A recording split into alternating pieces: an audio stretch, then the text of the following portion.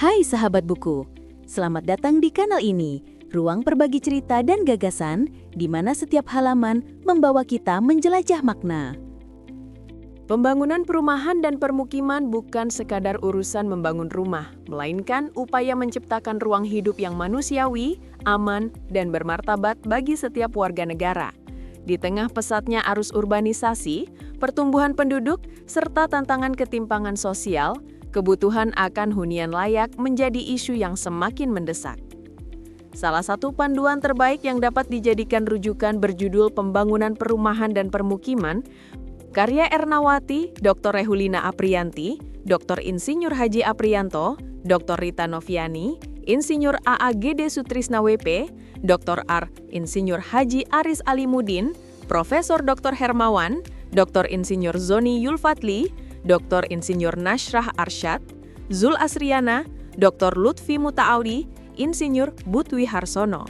Sejak halaman awal, buku ini menegaskan bahwa perumahan adalah kebutuhan dasar yang tidak hanya memenuhi fungsi fisik sebagai tempat berlindung, tetapi juga menjadi ruang sosial dan emosional bagi setiap keluarga.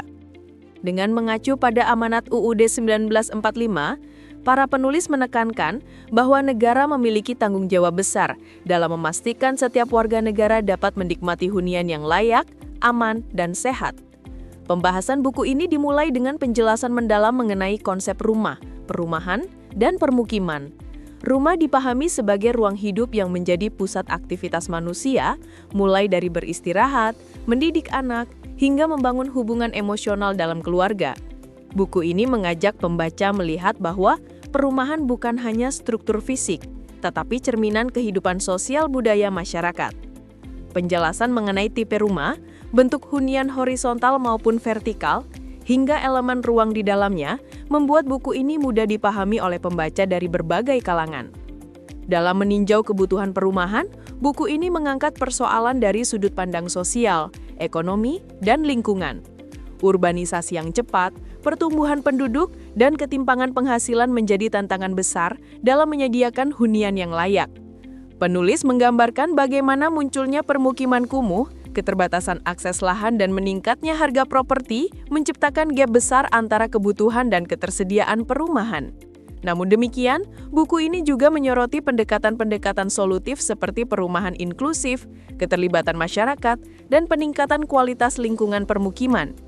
Buku ini kemudian bergerak ke pembahasan mengenai perencanaan tata ruang permukiman.